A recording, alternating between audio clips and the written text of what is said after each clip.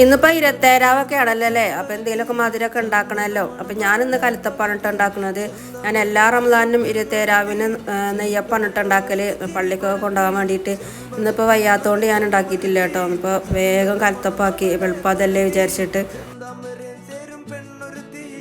ജലദോഷമൊക്കെ പിടിച്ച് പല്ലുവേദനയും തലവേദനയൊക്കെ ആണ് കേട്ടോ. അതുകൊണ്ട് നെയ്യപ്പം നീ അടുപ്പിൻ്റെ ചൂടത്തൊന്നും ഇങ്ങനെ ചൂടാനാവില്ല എന്ന് വിചാരിച്ചിട്ട് വേഗം കലത്തപ്പാക്കിക്കാണ്. അപ്പോൾ അരിപ്പൊടി കൊണ്ടാണ് കേട്ടോ ഞാൻ ഉണ്ടാക്കിയത്. ഞാൻ അങ്ങനെ ഉണ്ടാക്കലുണ്ട്, നന്നാവലും ഉണ്ട് കേട്ടോ.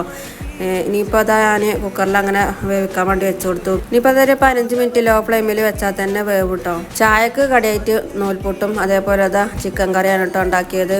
ചിക്കൻ കൊണ്ട് നീട്ടിയൊരു കറിയാണ് വെച്ചിക്കണ്. പിന്നെ ജ്യൂസായിട്ട് ഇതാ പൈനാപ്പിൾ ജ്യൂസാണ് കേട്ടോ. പിന്നെ മൂപ്പര് ഇതാ അവിടെ വത്തക്ക് വെട്ടുന്നുണ്ട്. അപ്പോൾ ജ്യൂസ് അടിച്ചത് മൂപ്പര് തന്നെയാണ് കേട്ടോ. ഞാൻ അപ്പോൾ എനിക്ക് വയ്യാത്തതുകൊണ്ട് എല്ലാം എളുപ്പപ്പണി ഇങ്ങോട്ട് നോക്കിയേക്കാണ്. അപ്പോൾ ഇതാ നമ്മളെ കലത്തപ്പം ഇവിടെ റെഡി ആയിട്ടുണ്ട് കേട്ടോ.